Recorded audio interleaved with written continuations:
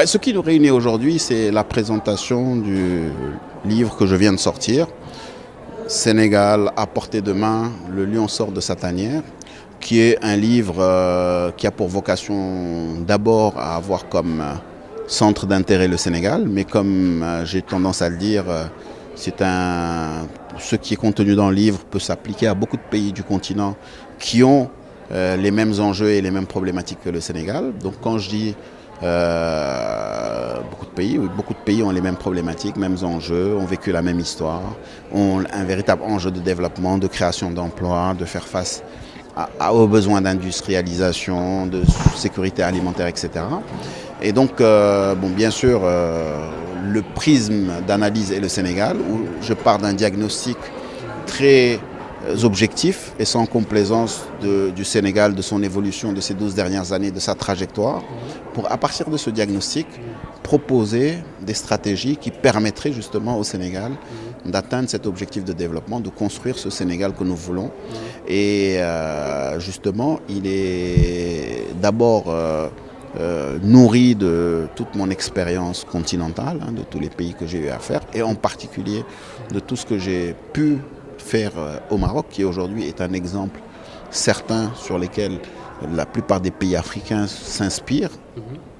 Et l'idée, c'est vraiment de voir comment, autour des piliers de développement, proposer des stratégies très claires qui permettraient au Sénégal, normalement, de sortir justement de sa tanière.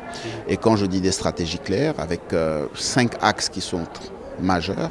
Le premier axe, c'est des politiques économiques créatrices de richesse, donc premier axe. Deuxième axe aussi très important, c'est des services sociaux accessibles à tous, éducation, santé, logement. Et bien sûr, pour chacun des axes, je propose des stratégies publiques, des politiques publiques adaptées. Troisième axe qui est très important, c'est un capital humain promu et créateur de valeur. Comment on exploite ce capital humain, ce dividende humain qui est très important et comment on fait pour que ça soit créateur de valeur. Quatrième axe qui est aussi important, c'est l'environnement et le développement durable. Comment faire face aux menaces de l'environnement et aux ses contraintes, mais en même temps, comment en tirer profit pour en faire un facteur, un levier de développement économique. Et tout ça autour d'un cinquième axe qui est transversal mais crucial, qui est une gouvernance publique efficace. Quelle gouvernance publique ? Notamment les politiques publiques, la reddition des comptes, l'évaluation de ces politiques publiques, comment on dote le secteur public de ressources humaines, la séparation des pouvoirs, etc. Donc voilà un peu le socle de cet ouvrage et comment justement je propose des stratégies publiques à même de permettre au Sénégal d'atteindre ce développement, ce Sénégal que nous voulons. Bien sûr, la séparation, vous savez, moi je suis un adepte de la séparation des pouvoirs et ça fait partie des sujets. Vous savez, on est dans un pays qui a la chance d'avoir une alternative démocratique régulière. Donc comment justement on renforce et on consolide cette démocratie tout en préservant l'état de droit et la séparation des pouvoirs, c'est un élément important et c'est un sujet qui touche tout le monde aujourd'hui. Je pense que c'est une démocratie extrêmement vigoureuse. Aujourd'hui, on a un président de la République qui a décidé de ne pas se représenter, ce qui est très salutaire. On a une justice qui joue son rôle.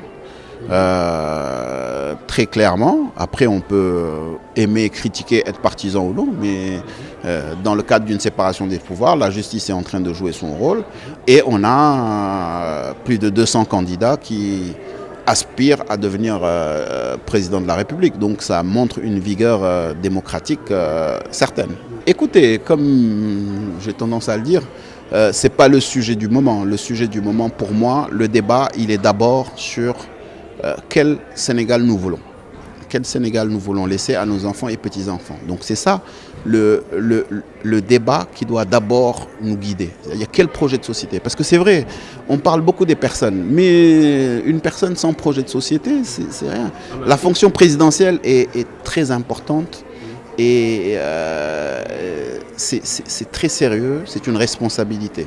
Donc, et une responsabilité devant tous les Sénégalais. Donc il faut qu'on soit tous d'accord sur un projet de société. Donc pour moi, il faut d'abord le projet de société. Après, on peut discuter de quelle personne. Donc pour le moment, moi, je propose un projet de société et je voudrais bien, comme l'on fait... Qui a l'air d'un programme en tout cas. Oui, ça peut être un programme, mais c'est surtout un projet de société. C'est le Sénégal que je veux moi, que je veux pour mes enfants et pour mes petits-enfants. Donc il faut que tous ces acteurs, c'est très bien qu'il y ait 200 personnes qui veulent accéder à la fonction suprême de président de la République. Il faut juste que chacun apporte des propositions sur la table. Je veux dire, si tout le monde apporte des propositions et qu'on consolide cela, celui qui dirigera le pays demain aura un contrat social avec les populations, pourra être comptable de ses actions et on va atteindre un niveau de développement certain. Vous savez, en 2012, 2011, quelques mois avant les élections, j'avais exactement la même posture avec un ouvrage. Autant de présence. Si, c'était autant de présence. C'était à l'époque 2012, 100 projets pour un Sénégal émergent et j'avais même partagé ça, comme cette fois-ci, avec tous les candidats déclarés. J'avais même contribué à la rédaction du programme de 2 candidats, dont un est devenu président de la République, l'autre est devenu président de l'Assemblée nationale. Donc pour le moment, c'est une contribution. Si vous me demandez, est-ce que vous allez, cette contribution, est-ce que vous allez apporter votre pierre à l'édifice? Je vous dis, je vais apporter ma pierre à l'édifice. En tant que ministre peut-être? C'est pas forcément mon souhait. Je dis, je vais apporter ma pierre à l'édifice. Sous quelle forme, je ne sais pas encore. Donc aujourd'hui,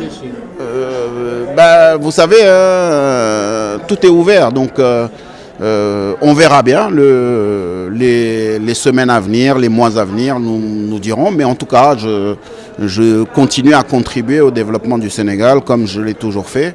Et bon, si vous revenez en arrière, vous allez voir que ma présence médiatique n'est pas nouvelle. Il y a juste des périodes où peut-être il y a plus besoin d'évoquer des sujets, il y a plus besoin de partager que d'autres moments. Et lorsqu'il y a des moments où il y a besoin de partager, je suis là pour partager. Donc c'est ma contribution. Encore une fois, je ne suis pas encore... Vous n'êtes pas candidat, Aujourd'hui, je suis ni candidat ni parrain. Je veux voir les projets de société sur lesquels... Et ça, c'est le plus important pour moi. Quel projet de société pour le Sénégal de demain? Et ça, et j'en ai parlé à un certain nombre de candidats qui m'ont approché, je leur ai dit, moi ce qui m'intéresse aujourd'hui, c'est quel Sénégal vous voulez construire? Et ça doit être ça. Parce qu'on biaise toujours le débat. Au Sénégal, on oriente tout sur des débats de personnes. Et aujourd'hui, non. La personne sans projet, elle peut être la plus brillante du monde. Si elle n'a pas de projet, on est en train de voter pour une personne et demain, on ne peut rien lui reprocher puisqu'on n'a voté que pour la personne. Donc aujourd'hui, moi, je suis favorable à ce que les gens fassent l'effort. Ils veulent diriger le pays. Quelqu'un qui veut diriger un pays, il faut présenter un programme. C'est un respect aux populations sénégalaises. Et ce programme, bien sûr, et ce programme, c'est le contrat moral entre le peuple et un candidat, entre le peuple et une équipe gouvernante. Donc ça, c'est essentiel. Pour moi, il faut qu'il y ait ce contrat moral. Et il faut qu'on change la manière de faire la politique au Sénégal en apportant ce contrat moral. Et encore une fois, il faut qu'on puisse l'exiger aux différents candidats. Aujourd'hui, on a plusieurs Sénégalais qui sont de très bons candidats, qui aspirent à diriger le pays. Amadou Ba en fait partie, Idrissa Seck en fait partie. Il y a de nombreuses personnes qui sont brillantes. Il a une carrière d'inspecteur d'État, il a été directeur des impôts, il a été ministre de l'économie et des finances. Donc oui, il a la carrure. Ils sont nombreux à avoir la carrure. Mais quel est le projet qu'ils proposent? C'est ça qui est plus important. Et il y a de nombreuses personnes brillantes. Vous savez, il y a de nombreuses personnes brillantes qui ont fait dérailler des trains. Donc, ce qui est plus important, c'est quel projet ils proposent. Donc, aujourd'hui, oui, clairement, c'est pour ça que moi, je ne suis pas surpris que le président Macky Sall ne brigue pas un 3e mandat, parce qu'il sait qu'il y a beaucoup de personnes brillantes qui peuvent diriger le Sénégal. La question n'est pas là. La question, c'est quel projet.